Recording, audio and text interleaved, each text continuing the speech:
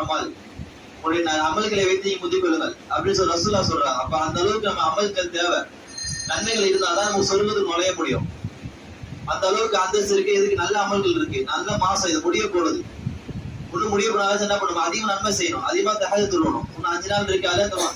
நம்ம தொழுதுருப்போமா தெரியாது. தஹஜ்ஜத் 25 நாள். ஆனா இதுவரைக்கும் நாளும் தஹஜ்ஜத் கண்டிப்பா தொழுவணும். அதான் சொல்றாங்க ரசூல்லா அஸ்ஸாபிகுல் அமல். நீ நன்மை முந்திக்கோங்கன்னு சொல்லி ரசூல்லா சொல்றாங்க. அது என்ன சொல்றாங்கன்னா 7 விஷயம் நம்ம தொடர்ந்து வருமா? 7 விஷயம் நம்ம பின்னாடியே வரும்.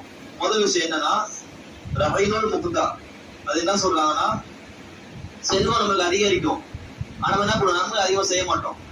இது ஒரு நாள் வரும். ஒரு நாள் கண்டிப்பா வரும். செல்வம் நமக்கு அதிகரிச்சுட்டே இருக்கும். நம்ம நன்மை என்ன பண்ணுவோம்? கம்மி பண்ணிட்டே இருப்போம். அது ஏன் அப்படி வந்தா நீங்க என்ன பண்ணுவோம்? கம்மி பண்ணக்கூடாது. நீங்க என்ன பண்ண? அதிகரிக்கணும். நன்மை அதிகரிக்கணும்னு சொல்லிட்டு ரசூல்லா சொல்றாங்க. இது முதல் விஷயம். அதான் செல்வம் அதிகரிக்கும். நம்ம என்ன பண்ணணும்? அதுக்கு ஏத்த மாதிரி நம்ம என்ன பண்ணணும்? நன்மைகள் செஞ்சிடணும். அதுக்கே சதக்கா நம்ம கொடுத்துடணும். இது முதல் விஷயம்.